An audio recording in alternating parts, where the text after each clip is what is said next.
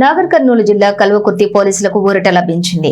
గత సంవత్సరం నవంబర్ 13న విచారణ సమయంలో పోలీసులు కళ్లు గప్పి పారాయన అంతర్రాష్ట్ర దొంగ తెలుగు నాగిరెడ్డిని ఎట్టకేలకు పోలీసులు అరెస్ట్ చేశారు.